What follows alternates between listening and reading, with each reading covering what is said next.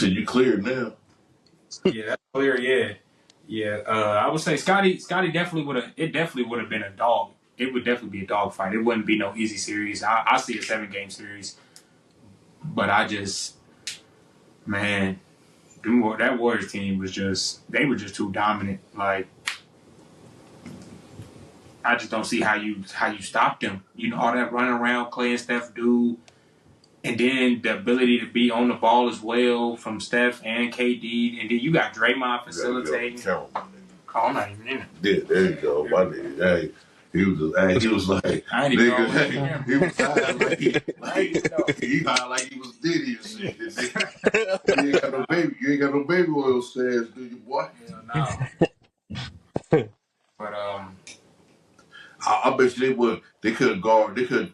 Okay, if you say that Golden State, you think they would compete with the '95 Houston Rockets? No, because you had a lot of 3-point shooters on that team. Yes. Robert Horry, Sam Cassell, Kenny Smith. Yeah, but who are those? You got to talk. We talking about those guys have to guard. We talking about. Yeah, you go shut them down. Stephen Curry, Klay Thompson, Kevin Durant, Draymond Green, and I don't know which team you want to talk about. If we talking about the team where they picked up Cousins or before they picked up Cousins, but no, man, they not. It's just that's too much, man. Who gonna guard Kevin Durant on that team? On that Rockets team, who gonna Hey, you gonna put Mario Ellie on Sam Cassell. You gonna triple team him. And so you're going to leave the greatest shooter ever open. Look, it's a lose-lose situation no matter how you try to play it. They was going to be physical with him. So it ain't no way like he was just going to get that shit off. They going to be physical with Golden State. They're a physical team. They was. Basketball physical. Those guys the Bulls could beat them. Like every time Chicago Bulls played in the regular season, they ever beat the Houston Rockets. Yeah, but I just don't think physicality gonna be enough. Like, yeah, but you talking physicality, yeah, they can be physical all day. That's a part of the game. But them guys gonna get fouled out. Having to try to keep up with all that. Them guys gonna be getting fouled out. You're gonna have a foul out of your game. Or somebody gonna be in foul trouble by the first half. And it don't matter which era we talking, because those guys it's gonna be hard. That's a lot of offense on one team. And I just don't think that, like, when you compare that team to any other team, I don't think people really understand how crazy that team is. If we played in an era where they hand checking and they got the fouls they had back then, yeah. I was just about to say they ain't gonna survive. They is not gonna survive the physicality they had back then. Because they basically saying like we could play any era and beat any team. This was Draymond Green to where that I took from it when he said they would have beat the Lakers. No, they would have beat no Lakers. Kobe one of the top 5 players of all time. And myself wasn't a Kobe fan, but you see specialness, and I see the specialness, and even though he specialness in him, even though he only averaged like 7 points his rookie year, you can see like this dude gonna be a dog. He should have been a starter when he came in the league for real. If he would have been given the opportunity, he definitely like how people try to leave him out of the GOAT conversation. Like, if he would have had those extra 3 years to, build on that and to average those extra 15, 16 points a game throughout those years, I think the conversation would be different. But I still don't think it's any different. I think that, in my opinion, the top 3 is consensus. You got Bron, Kobe, Jordan. I don't care what order you got them in. I don't care how you want to look at it. But those are the 3 greatest players that I've ever seen with my 2 eyes. That's just my. That's why I got that banner. I've never seen nobody greater than those 3 guys. Right, like LeBron, that nigga's a straight freight train. That motherfucker just run over anybody. Like, he get that ball, he go to the hole. That's a freight train. Like, that's why, like, when Denver beat them the first year, they let LeBron tire himself out. We know what LeBron gonna do. Let's hold everybody else. Let's check them and hold them down and defend, lock down on them, and let LeBron tire himself out. Because I don't care who you are. If you playing like fucking almost the whole game, only maybe 2 or 3 minutes of rest, you're going to be fatigued. And he's older now. Like, I'm fatigued just walking up and down these steps. But yeah. But LeBron different, though. Like, I mean, if you look at his stats, shooting percentages, all of that, he's still top 10 player in the league. Man, I hope that nigga went at that Diddy after party though. They said a lot of motherfuckers bet on that man, nigga. I ain't gonna. I see some shit. If man. they got him on live party like a Diddy party. Yeah. Ron caught up. He caught up for sure. I mean, listen, like Diddy been throwing parties since the '90s, so ain't no telling when the shit turns sideways. Everybody in bed to freak off some fuck.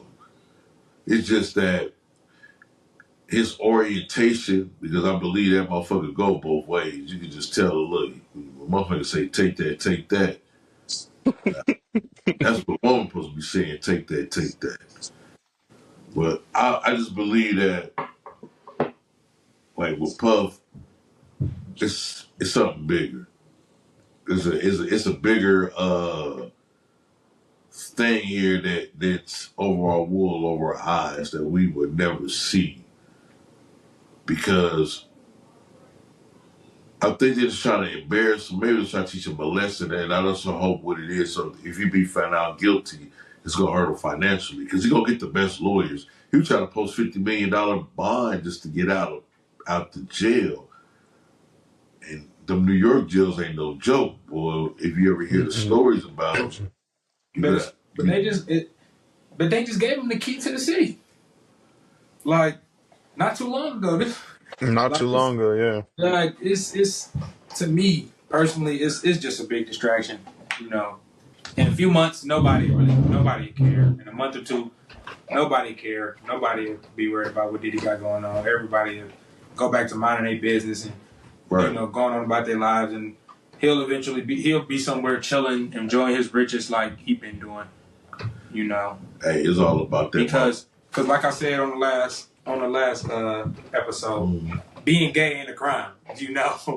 Having all that baby oil, it is crazy, but it ain't a crime. But you know what I figure why they confiscated that baby oil? Because they want to know if it's drugs in that motherfucker. Because you can liquefy drugs and put that shit in baby oil bottles.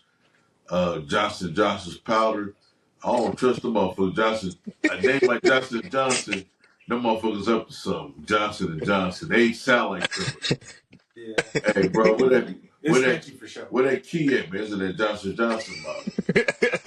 They probably doing some shit like, where that shit in that Johnson Johnson bottle? Hey, nigga, give me that Johnson Johnson bottle.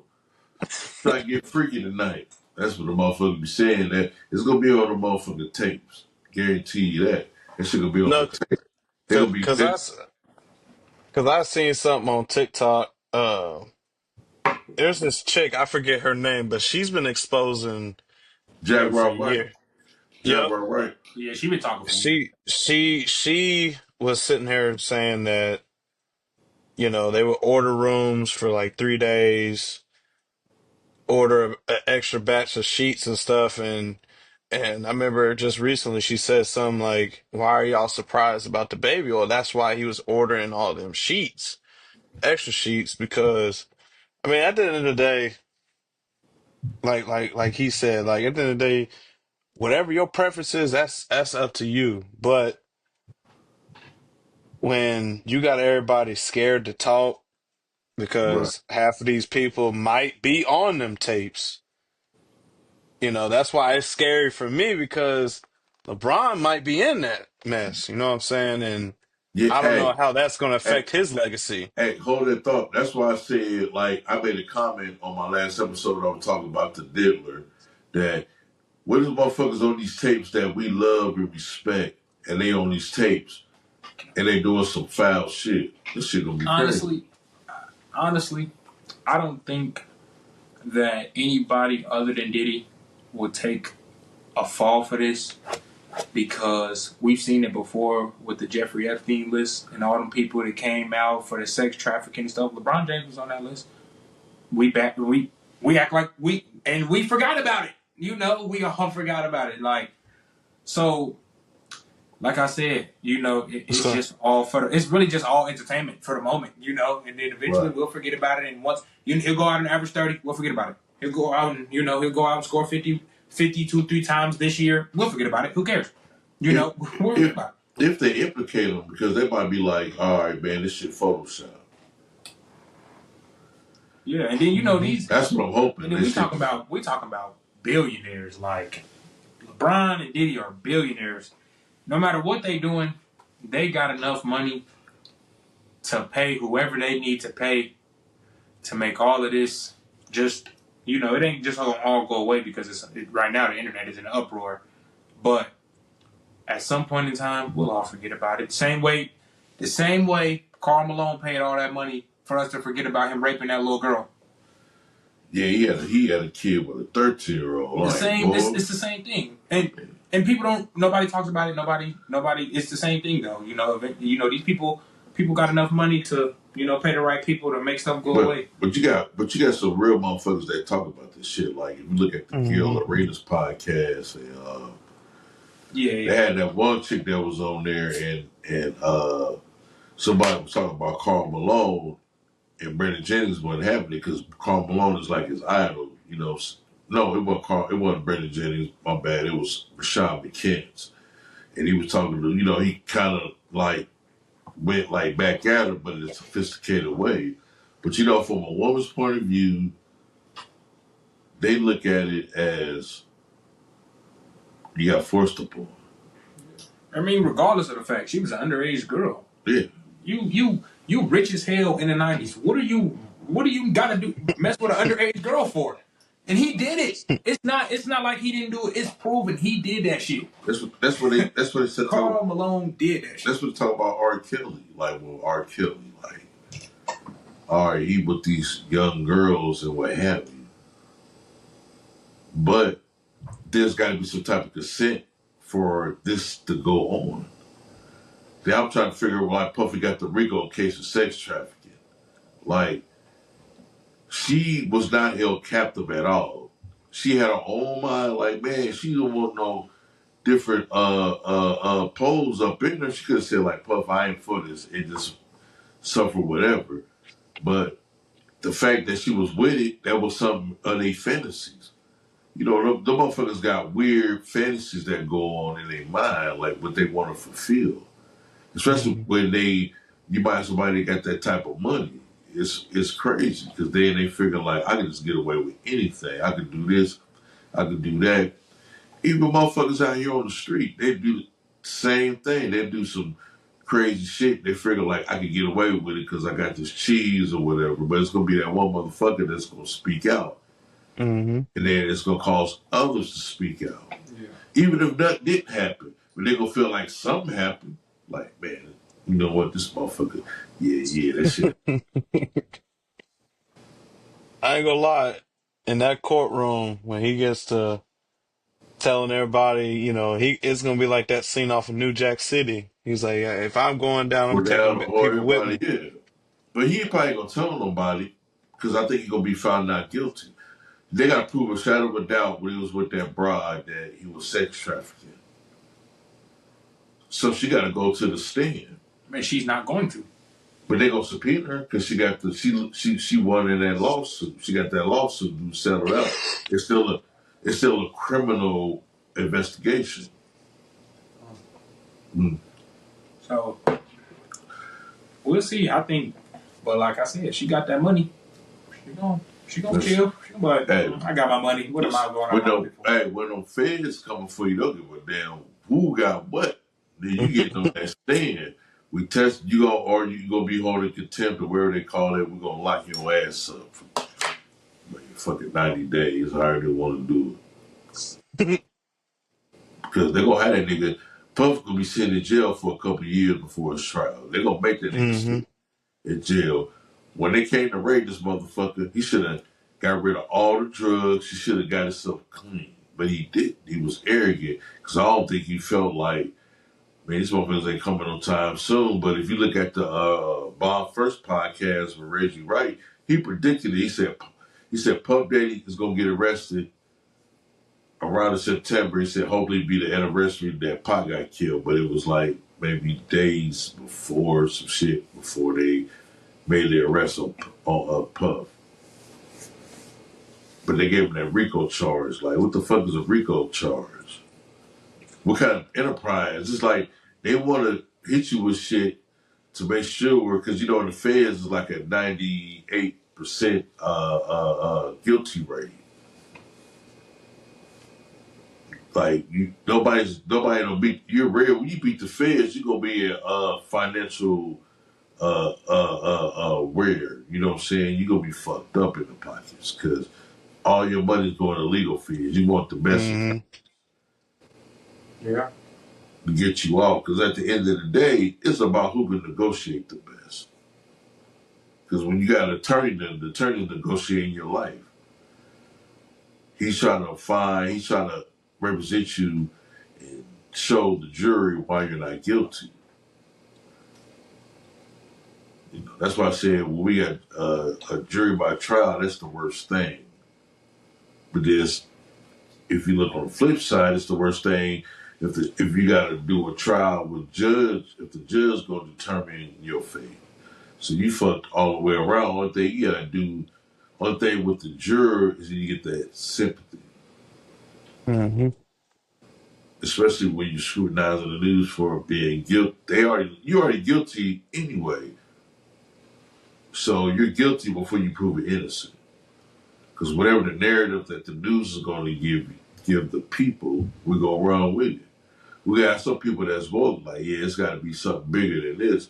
But 9 times out of 10, we human. We're gonna go for the bullshit. We're gonna be like, oh man, this shit gotta be true. Hmm. They got found with all that baby oil. Like, nigga, would you slide? Yeah, he made it to where nobody is safe to buy baby oil no more. Like, Yeah, like now it's to the point where with the Diddy situation, this is gonna be a talk for a long, long time. long time. Yeah, Yep. it's karma. Basically, get karma for what he was perceived to do to the, you know what I'm saying, to his artists. Like he fucked over a lot of artists like G Dep, Mace. Mace, Craig Mack. Craig Mack, he put Bad Boy on the map, literally. You know what I'm saying? He put them niggas on the map. But he ended up getting screwed because Puffy wanted Biggie to be like the number one guy. Straight up. He wanted to be the number one guy.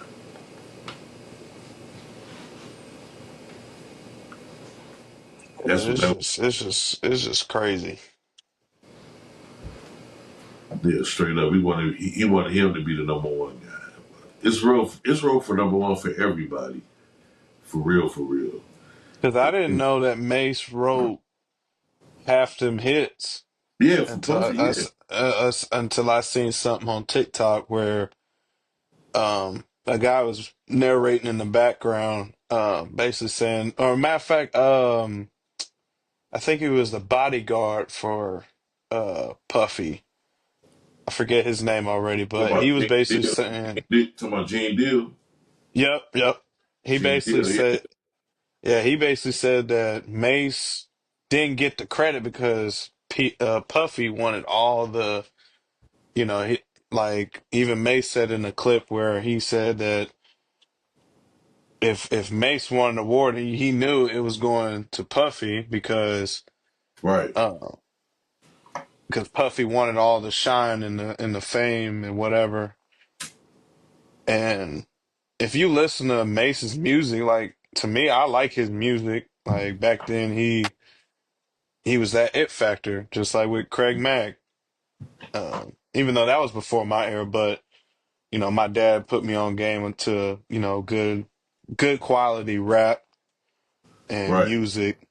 Even to this day, I still play their music. Because it's good quality music. It's better than what's coming out now.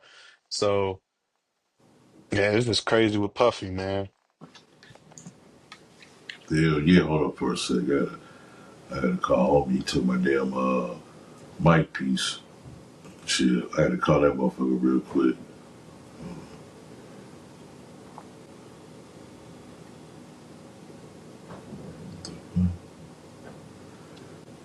I don't want him to take my shit. You know what I'm saying? He might take my motherfucking. Oh, you still there? Yep. Yeah, he might. He might take my mic piece. You got the camera on? Hello? Oh yeah, can you tell Josh to bring that mic piece back? He took the mic piece with him. It's on his shirt. Here you go. All right. He had the mic piece, but yeah, for real. You know, you gotta call niggas back, like, hey, bro, hey, I need my shit back. Real. But yeah, that's some crazy shit. Like everybody want him to be implicated in the Tupac situation, right? And at the end of the day, I don't think he had nothing with Pac. He probably threw something out there to where like I'm gonna pay whoever take that nigga out, I'm gonna pay this motherfucker $1 million. But you know how niggas be talking in the air, just throwing shit in the air. You know what I'm saying? Mm-hmm. Hopefully, I don't think they're gonna tie him to that shit because there ain't enough proof. You gotta have a lot of evidence to prove that this motherfucker put the hit out on Pop, which I don't think he did. If he did, it's something like you talking like, man, I'll put a bag on the nigga's head, but it's just us talking out loud. Now we gonna Right. do it, especially when we on another level in the game, or we try to get to that level we try to get to. It's like, nah, we ain't about to do that stupid shit. For real, we ain't fucking with that. Yeah, just like I seen a narrative, which I know it ain't true, but that same guy I just brought up, he basically got on Mace that same night that Yeah, G Big did. yeah, basically that same night that Biggie was shot and killed. Um there he's speculating that Diddy has something to do with it. I'm like, they say that the internet said the same thing about Suge has something to do with Pac getting killed. You Right, know, because because there was rumors that he was gonna leave Death Row and join Snoop or whoever. And it's like the internet, they throw these stories out there, and it's like, man, you don't know which one to believe. I mean, like with Suge, yeah, that may make sense, but I mean, at the end of the day, I wasn't there personally. That's the right, way I've always looked at it. It's like I wasn't there personally, so I don't know. I mean, I just see what Suge's reputation, but I don't think he would try and take out his number one record sale artist. right. Because it don't even make no sense. They said they were more dead than alive, but I don't see Suge set Pac up like they were saying back in the day. I don't believe none of that shit happened that way. I don't believe he would put himself at harm's risk of getting shot, Yeah, right. kill an artist. Like, nigga, he could have did that shit himself if he wanted to, or have somebody get done, not go all the way to Vegas and Hmm. get killed. I mean, you know, you got your conspiracy theories, so they come up with these twists and shit about, oh yeah, Pac is alive, or should have him set up. Like, nigga, if I'm gonna set you up, I'm not gonna be in the car with you because it's a Hmm. chance you might get hit. Yep, literally. Yeah, Because because even though, even people don't bring up Suge end up getting grazed by a bullet. yeah, he got grades. You know what I'm saying? Like, again, that still doesn't prove that he tried to, like you just said, like, it wouldn't make sense for me to put a hit on my artist and I'm in the same vehicle as him. Like, we both could possibly, if that was the case, if they would have actually kept shooting or whatever, Suge wouldn't be here today. You Right. know what I'm saying?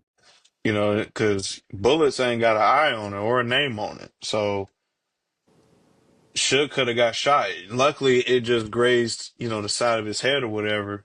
So I've always said, like, nah, I don't think Suge had nothing to do with that.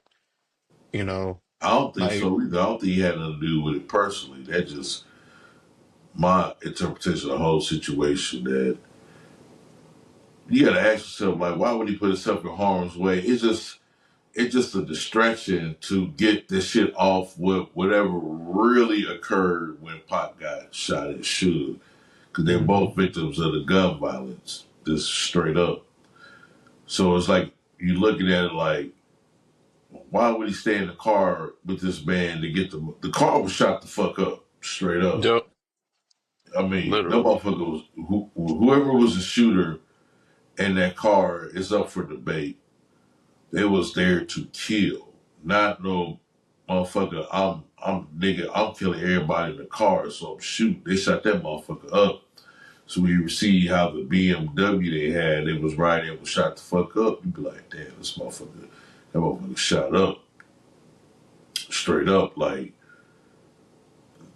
motherfucker was there to kill him. You know, you can only play the tough role so long, because it ain't like, it's like the tough dude, the tough nigga is the one that get killed, because people fear you. They fear, they're like, man, this motherfucker might try to do harm to me, so I'm gonna get him before he get beat, type of thing. Mm-hmm. So Pop, You're like, Pop was a rider. He was a rider, you know, and I don't think people was like the other side wasn't ready for that. Even though I'm an East Coast New York. I love the New York rap scene, and I'm gonna always love it. But I'm a realistic guy, so I figured like this: like Pac was coming, he was here to sell records. So whatever he thought or whom he thought was involved in the shooting, he calling out. He going to war on everybody because, like I said, music, basketball, esports is entertainment. You're here to entertain us. So he's mm-hmm. entertaining until the shit got out of control, till he got to a violent peak. Even though, you know, with Biggie 2 losing his life over two separate incidents, it's like, this is what it's coming to now? Like, you killing over words, or is this some street politics shit? Which it probably was, street politics shit. And I've heard people say that the same thing you just said, because I look back to when I think it was what, a year after they were dead and gone. The mothers came up there, gave a speech, and because I've watched all the documentaries, like I've literally watched every single one, and it's sad because two mothers lost a boys, and that was their world. And to hear Tupac's mom, and it makes sense when she said that they literally died hating each other, and they were friends, like, Yeah, good good friend. friends. Pac had a lot of respect for Big. He took Big under his wing. He rapped with Yeah. thug like dudes. So he had a lot of respect for Big and his abilities and his way of delivering his rhymes and rapping. But at the end of the day, you got egos that gets involved. I don't believe to this day that like Big to have, he had something critical to say about Pac. You know what I'm saying? Because we all human. When a motherfucker talk about they fucked their wife and all this shit, Mm-hmm. we gonna feel some type of way. Yep. Like, I don't know no hard motherfucker that don't feel no type of way when you trying to front them or make them look bad when they said I fucked your wife and all this type of shit. But Pac was mad. It was like a game of chess. If I fuck your broad, it's something I can brag about. Instead of two men coming like men getting together and squashing it, because it could have been squashed. It could have And been, they could have been still alive to this day. yeah, it should have been like when we had with this garbage rap that they putting out. They putting out this Literally. like literally, Yeah. like the new rappers of the day. I feel them, but for real, like man, should be garbage, man. They rap about every last one rap about the But same I thing. I take that back. It just be the mumble rappers, because you still Yep. got good rappers out here that can rap and put on a good show. But it's just these mumble rap ass motherfuckers, man. This shit is not rap. I want to do boom, do so, because you're gonna hear the last whatever word he's saying and he bumming Mm-hmm. it else.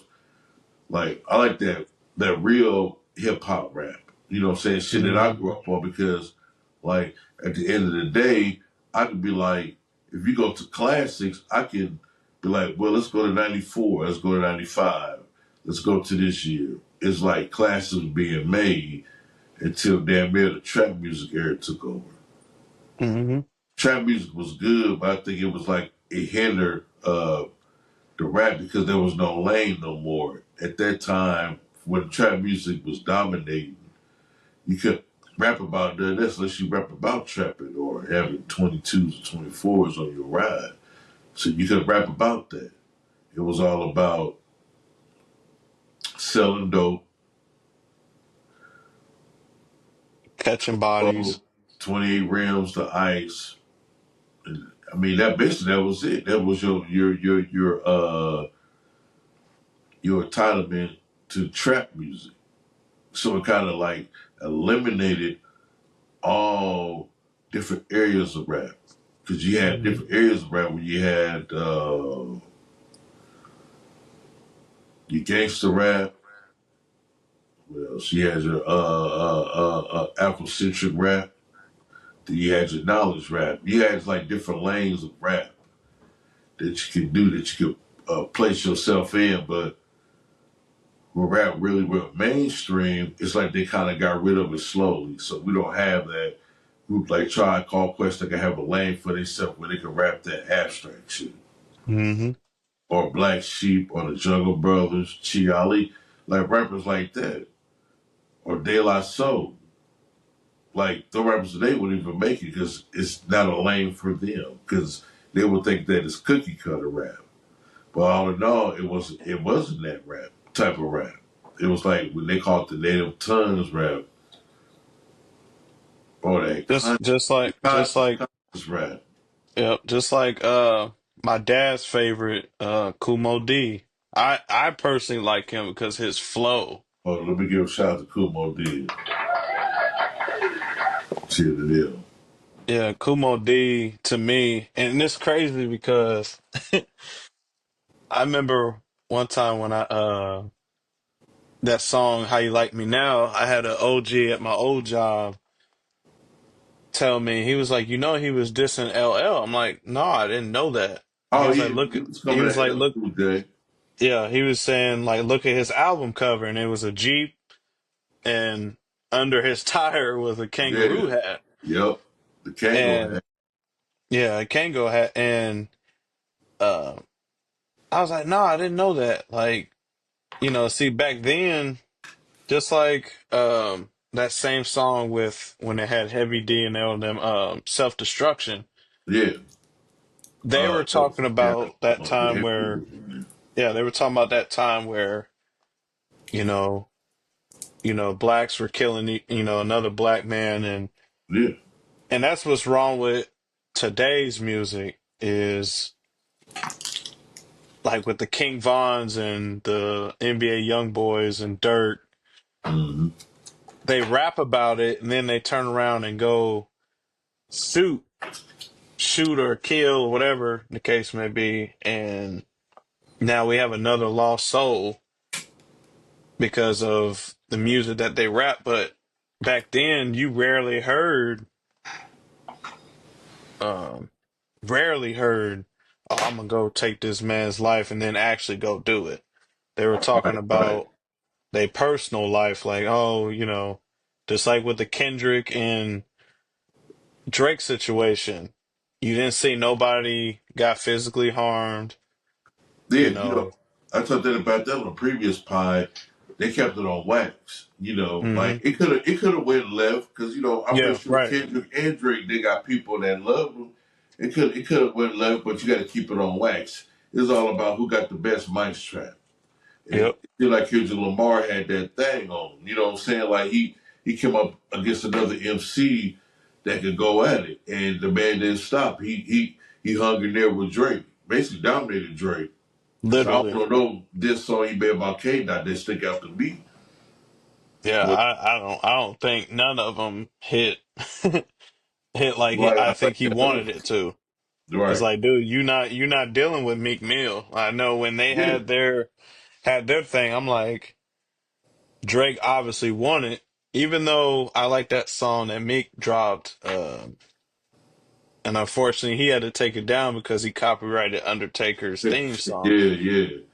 Yeah, I But heard that, that. I heard that. but but yeah, that back to back joint. Like even to this day, I might randomly play it. I mean, he was hitting him in um, certain points about Meek, like, and everything that he said on that song came to fruition. Like Meek was, Nicki was gonna leave him, or you on your girls tour, you know. But like that stuff about him ghostwriting, that's the only reason I can't really get into Drake like that because of that narrative, and then for him to say he's better than Michael or he's on the same level as Michael Jackson, it's like I can't respect that because Michael Jackson was a genius when it came to music. So True you that. can't really he wrote his own music, not know somebody going behind him and writing his But hits that everybody knows. but you can put that two ways though. Like, say if me and you in a room and we bouncing ideas off each other, I'll be like, babe, say this in your rhyme. It don't mean that I wrote for you, but I give you ideas. Like when people be in the cipher, and I'm pretty sure other rappers picking up what other rappers saying. Like I can incorporate this style in my rap, or Hmm. this will make people pay attention to what I'm saying. So I think with Drake, I don't think he had a ghostwriter. I just think that he was picking up ideas that people was throwing out and see which one stick to the wall. That's what I think. The dude got skills. He can rap and he can sing. He got the skills. Like I say, he got the skills to pay the bills. Like his album they came out with You Fancy Huh, You Fancy Huh. Hmm. That was that shit. Or the one like I got everything when Lil Wayne got out of prison and he spit that hot ass fire on that motherfucker. Hmm. That's Hmm. not that song. Yeah, that was a song. Fuck, what was it? It's called Miss Me. I'm thinking about fucking the one with Drake and 2 Chainz was featured on with Big Sean, but not at that song. But that song, Miss Me When I'm Gone, ooh shit. When Lil Wayne was on that motherfucker, like, ooh shit, motherfucker, goddamn, kicking bitches out the condo like Pam. I'm like, bro, when I heard that shit, I kept playing that shit over and over again. Like, man, this motherfucker, that verse was hot. Like, they don't give a fuck with nobody to say, like, that nigga was at a pinnacle at that time anyway. Hmm. Yep. That nigga was at a pinnacle. Boy, nobody fucking with the homie then, boy. Telling you. Nigga Trippy Red. So, I'm glad, hey, I'm about to wrap it up. I'm glad you came on the pod, you know what I'm saying? So we Yes, got like sir.